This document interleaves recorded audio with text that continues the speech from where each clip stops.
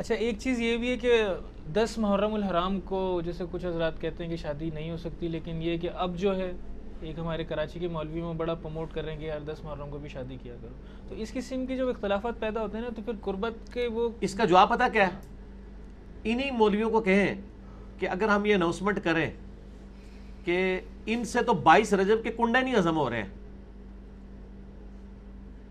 کہتے ہیں جی حضرت معاویہ کا یوم وفات ہے، حالانکہ شیعہ کہتے ہیں ہم تو اتنی حضرت معاویہ کو اہمیت نہیں دیتے کہ ہم ان کے اوپر کو کریں گے، وہ تو امام جعفر کے ساتھ منسوب کرتے ہیں، ہے تو وہ بھی بدعت ہے، ہم نہیں اس کو مانتے. ان سے 22 رجب کے کنڈے نہیں ہضم ہو رہے کہ جی دیکھیں حضرت معاویہ کا دن تھا اور یہ خوشی کا دن منا رہے ہیں، اس کو وفات کا دن تھا، کہتے ہیں نا. اب میں ان کو پھکی دیتا ہوں کہ حضرت حسین کی شہادت کا دن 10 محرم ہے، تو آپ لوگوں کو خوشی منانے کی ترغیب دلا رہے ہیں. پھکی کتنی بڑی دیتی ہے، آئے ہائے انجینئر صاحب دے دربار جو ملتی ہے پھکی. انہوں چاہیے کہ 22 رجب کے اوپر بھی کہا کریں کہ حضرت معاویہ کا یوم وفات ہے، آپ خوب اس دن شادیاں اور خوشیاں منایا کریں. کہیں گے سر تو آپ کو پتہ چل گیا کہ صحابہ کی محبت سے مراد صرف ادر دین اہل بیت کی محبت مراد لی جاتی ہے، اہل بیت کے دفاع کے لیے کوئی نہیں کھڑا ہوتا. یہ جتنے لوگ ہیں یہ 22 رجب کے کنڈوں کو اس دن خوشی منانے کو کنڈیم کرتے ہیں. دیکھیں جی حضرت معاویہ کی وفات کا دن ہے، یہ لوگ منا رہے ہیں. دوسری طرف یہ کہہ رہے ہیں 10 محرم وفات کا دن ہے، آپ اس دن خوشی منائیں. تو سر یہ کھلا تضاد نہیں ہے کیا؟ یہ پھکی دے آندہ جو کہنا 10 محرم کو شادی کرنی ہے انہوں کا تو 22 رجب نو بھی ویاہ کر، تو دیکھیں کس طرح سیکھ پاؤ گے. ہم کہتے ہیں نہ 22 رجب کو کریں نہ 10 محرم کو کریں. اس کی دلیل ہم کیا دیتے ہیں؟ بخاری مسلم کی حدیث ہے، نبی صلی اللہ علیہ وآلہ وسلم نے فرمایا اے عائشہ اگر تیری قوم نئی نئی جہالیت سے نہ پھری ہوتی میں حتیم کو توڑ کے کعبے میں داخل کر دیتا، لیکن یہ کہیں گے کعبہ ہی توڑ دیا، آج تک حتیم باہر ہے. فتنہ کی ڈر سے، قرآن میں فتنہ قتل سے بڑھ کے. ظاہر ہے ایک امت کا دکھا ہوا دن ہے، میں نہیں کہتا کہ آپ سوگ منانا شروع کر دیں، لیکن ایک غم کا دن تو اس حوالے سے تو ہے امت کے لیے. اس غم سے ہم باہر تو نہیں آ سکے، آپ نے جان بوجھ کے اسی دن میں کرنا ہے. آپ 11-12 محرم کو کر لیں شادی، ایون 10 محرم کا ہم شریف فتویٰ تو آپ پہ نہیں لگائیں گے، لیکن ہم وہی والا فتویٰ لگائیں گے جو آپ 22 رجب کے اوپر لگاتے ہیں. آپ امیر معاویہ کے لیے آپ کی رگ بھڑکتی ہے، جو خلیفہ راشد بھی نہیں ایک ملک ہے. ہم خلفۂ راشدین کے لیے کیوں نہ تڑپیں؟ ان کے بچوں کو قتل کیا گیا، ان کے لیے کیوں نہ تڑپیں؟ تو میرا تو یوٹیوب کے اوپر کلپ ہے کہ 10 محرم کے اوپر شادی یہ وہ. میں نے کہا لوگوں کے بچے مر جائیں نا عید کے دن، پوری زندگی عید پہ نیا سروٹ نہیں لوگ سلواتے ہیں، ٹھیک ہے، دکھ ہوتا ہے نا.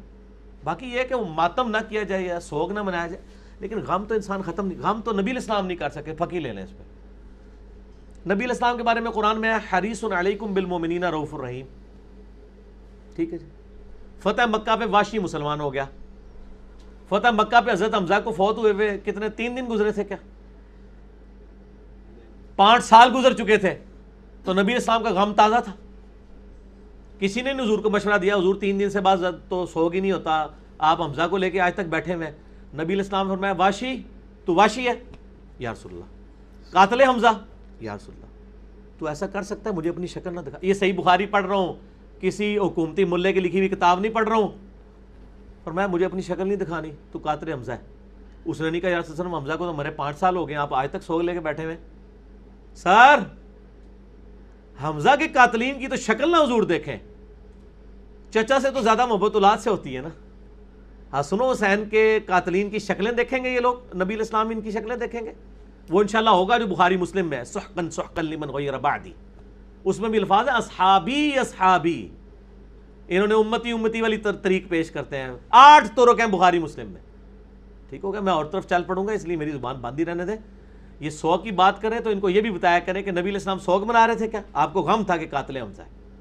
ہمیں بھی غم ہے کہ آپ 10 محرم والے دن کم از کم حسین علیہ السلام کے فضائل نہیں بیان کر سکتے. ظالموں لوگوں کو شادیاں کروانے کی تو ترغیبیں نہ دلاؤ، شرم کرو، ڈوب مرو. یہ کون سی آپ اسلام کی خدمت کر رہے ہو؟ آپ ہوتے تو نبی علیہ السلام کو بھی پھر مشورہ دیتے کہ بھی آپ حمزہ کا غم چھوڑ دیں، واشی کو گلے سے لگا دیں. پوری زندگی واشی حضور کے سامنے نہیں آیا.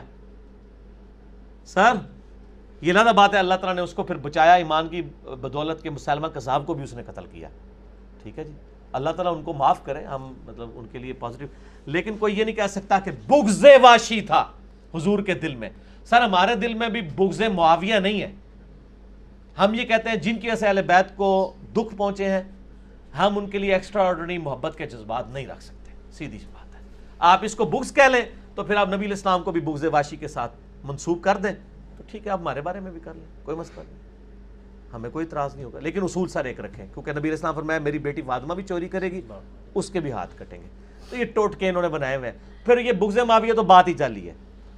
مسلم میں حدیث ہے 240، علی سے محبت نہیں رکھے گا مگر مومن، علی سے بغض نہیں رکھے گا مگر منافق. یہ تو بغض علی اور حب علی تھا، تو اسی جعلی محاورہ بنا آتا ہے کہ یہ حب علی نہیں بغض معاویہ ہے. ہم کہتے ہیں جو کچھ آپ کر رہے ہیں نا یہ حب معاویہ نہیں ہے، یہ بغض علی ہے. اور بغض علی کا تو لفظ سنن نسائی میں 3009 نمبر حدیث ہے، تلبیہ والے چیپٹر میں. ابن عباس نے کہا لوگ کیوں نہیں تلبیہ پڑھ رہے بلند آواز سے عرفات میں؟ عرفات والا آپ چیپٹر کھول لیں، عرفات میں تلبیہ. لوگوں نے کہا کہ حضرت معاویہ کے ڈر کی وجہ سے نہیں پڑھتے. انہوں نے کہا انہوں نے علی کے بغض میں نبی کی سنت چھوڑ دی ہے کہ جو علی تلبیہ پڑھتا تھا علی خود سے پڑھتا تھا کیا؟ اور سنن نسائی الکبریٰ میں موجود ہے. میں نے شیخ زبیر صاحب کو فون کر کے خود اس کی سند پوچھی تھی، وہ بھی میں نے اس میں سر پریشان نہیں ہونا، یہ 5B سائز پیپر میں سب کچھ موجود ہے، سب کچھ موجود ہے. اس میں الفاظ ہیں معاویہ کی ناک خاک آلود ہو، ان لوگوں پر اللہ کی لعنت ہو جنہوں نے بغض علی کی وجہ سے نبی کی سنت کو چھوڑ دیا. ابن عباس نے. ٹھیک ہو گیا. علی